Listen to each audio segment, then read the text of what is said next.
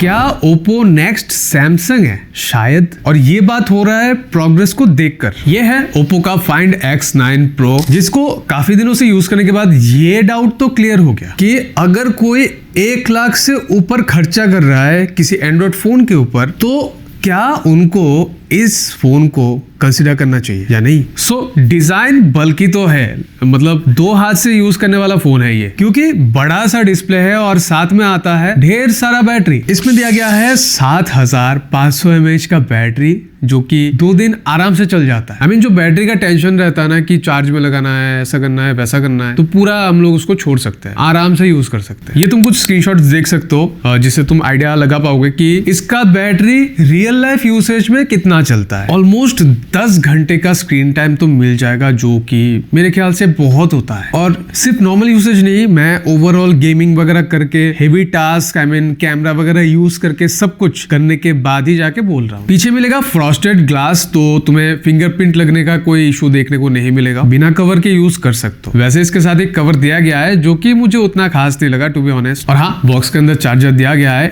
80 what का super वोक charger. 1 घंटे में ऑलमोस्ट 60% चार्ज हो जाता है। और 50 वॉट वायरलेस चार्जिंग भी है। मेटल फ्रेम है एंड फोन भारी है। बहुत देर तक अगर एक ही हाथ से यूज करोगे ना, तो फिर हाथ में थोड़ा सा स्ट्रेस पड़ेगा। ये हाथ से बहुत बार गिरा है, डेंट है इसमें, पर उतना ज्यादा डैमेज नहीं हुआ है। नेक्स्ट डिस्प्ले की बात करते हैं, तो फ्लैट डिस्प्ले है। ये 6.78 इंचेस का है। Dolby vision, HDR+, 120 hertz refresh rate, ये सब कुछ सपोर्ट करता है। 3600 निट्स का पिक ब्राइटनेस है। आउटडोर के लिए सफिशिएंट है। यूज करके देखा था मैंने आउटडोर में, मुझे उतना कोई खास इशू देखने को नहीं मिला। डिस्प्ले ब्राइट है। कैमरे की बात करें तो फिर Vivo का जो X300 Pro है, वो फोटो के मामले में इसको बीट कर देगा। मतलब नॉट दी बेस्ट। वैसे फोटोज अच्छा आता है इससे भी।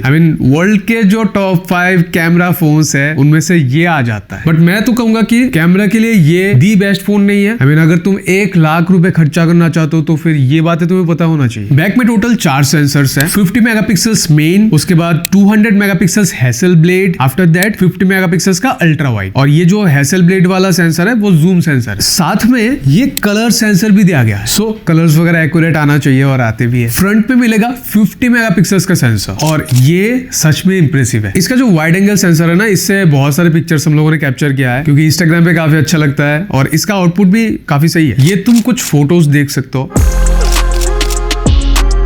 ड्राइव का लिंक नीचे मिल जाएगा, डोंट यू वरी, आराम से देख लेना। बाकी इसके जो नॉर्मल कैमरास है और जो टेलीफोटो कैमरा है, उनसे भी हम लोगों ने कुछ पिक्चर्स कैप्चर किया है। अच्छा आना चाहिए था फ्लैगशिप की तरह, और एक्चुअली में अच्छा ही आ रहा है। और रही बात, ये डेडिकेटेड इसका कैमरा रिव्यू वीडियो नहीं है, सो उतना डिटेल्स पे नहीं जाएंगे, बाद में देखेंगे, इसको कवर करेंगे, ठीक है। बाकी मैंने जितनी भी बार पोर्ट्रेट्स कैप्चर किया है, जूम करके ही किया है, बढ़िया आता है। वीडियो में 4K 120 FPS तक है, जो कि मेरे ख्याल से उतना काम में नहीं आएगा। मेरा भी नहीं आया था। मैंने नॉर्मल 4K वीडियो करके देखा था, नॉर्मल 30 एंड 60 FPS में अच्छा आ रहा था। नीचे तुम्हें सैंपल मिल जाएगा, और लॉक का ऑप्शन भी है, जो कि मैं ज्यादा यूज नहीं करता क्योंकि मेरे पास कैमरा है, पर फिर भी तुम एक सैंपल देख लो।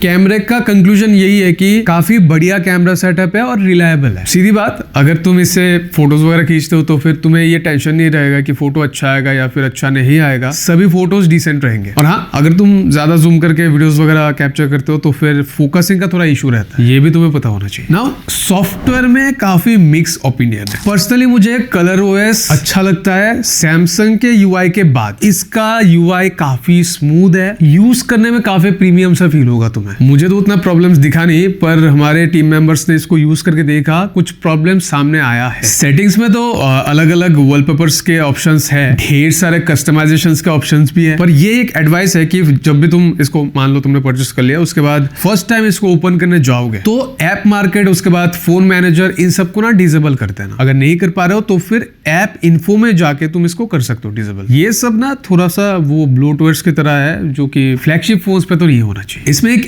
AI स्टूडियो का ऑप्शन था जो कि इनबिल्ड आया था, और इसको ना तुम यूज ही नहीं कर सकते क्योंकि यूज करने के लिए पैसा लगेगा। तो ये सब क्यों ही देना खामखा। और एक चीज मुझे इशू आ रहा था कि automatically do not disturb DND वो ऑन हो जा रहा था। रात को इतना स्मार्टनेस नहीं चाहिए। अगर रात को कोई किसी को इमरजेंसी आता है तो फिर कॉल करेगा, मुझे पता ही नहीं लग पाएगा, तो फिर क्या फायदा फोन होने का। तो इसको तुम सेटिंग में जाकर ऑफ कर देना। एक्चुअली इसको हमें मैनुअली ऑन करना पड़ता है किसी भी फोन में, अगर कोई मतलब अपने स्लीप को लेकर काफी ज्यादा सेंसिटिव है, पर यहाँ पे इनबिल्ट था पहले से ऑन। नेक्स्ट प्रोसेसर, इसमें मिलेगा MediaTek Dimensity 9500। हाँ, स्नैपड्रैगन नहीं है, पर इस प्राइस में ये अच्छा परफॉर्म करेगा। और डिमेंसिटी होने का एक और फायदा है कि हीट मैनेजमेंट अच्छा हो जाता है। मैंने इसको यूज किया, अभी तक कोई मेजर हीटिंग इशू देखने को नहीं मिला। वो बात अलग है अगर तुम पूरा फोन का जो फाइल्स है उसको ट्रांसफर करोगे तो फिर गर्म होता है। गेमिंग बढ़िया था, उसके बाद बैटरी ऑप्टिमाइजेशन सही था, तो प्रोसेसर अच्छा काम तो कर रहा है। और एक चीज मुझे बहुत ही अच्छा लगा, ये सब्जेक्टिव भी हो सकता है, कि इसका जो फिंगरप्रिंट का प्लेसिंग है वो काफी सही है। मतलब ज्यादातर स्मार्टफोन्स में यहाँ पे रहता है, इधर रहता है, पर नेचुरली फिंगर इधर ही जाता है और इन्होंने इसी जगह पे प्लेस किया है। बहुत अच्छा लगा। शायद ऐसे ही छोटी छोटी चीजों से कोई भी फ्लैगशिप फोन बनता है। और हाँ, साइड में एक म्यूट बटन है जिसको तुम कस्टमाइज कर सकते हो अपने हिसाब से, ये भी बहुत सही है, इसका आदत लग जाता है। उसके बाद ओप्पो के जितने भी फ्लैगशिप फोन्स है उनका ना जो हैप्टिक फीडबैक है वो काफी अच्छा लगता है मुझे, इसका भी बहुत ही सही है।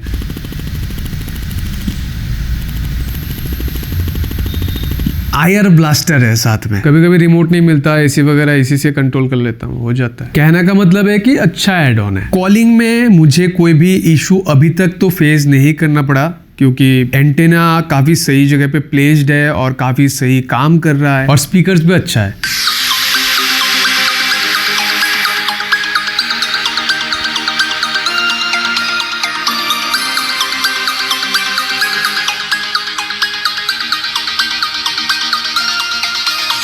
अभी अगर तुम मान लो किसी फोटो को एडिट करना चाहते हो, पर तुम्हारे पास कोई भी एक्सपीरियंस नहीं है कि कैसे एडिट वगैरह करना है, या फिर तुम्हारे पास टाइम नहीं है, तो फिर इसके गैलरी पे ना AI एडिटर का एक ऑप्शन है, और इससे तुम आराम से अनवांटेड सब्जेक्ट या फिर अनवांटेड क्राउड को हटा सकते हो आराम से। फोटो का क्वालिटी भी तुम एनहांस कर सकते हो। कुछ हद तक गैलेक्सी AI के जैसा काम करता है, पर इससे बेटर नहीं है गैलेक्सी AI से। नॉट स्पॉन्सर्ड, यूजर हो ये देखो।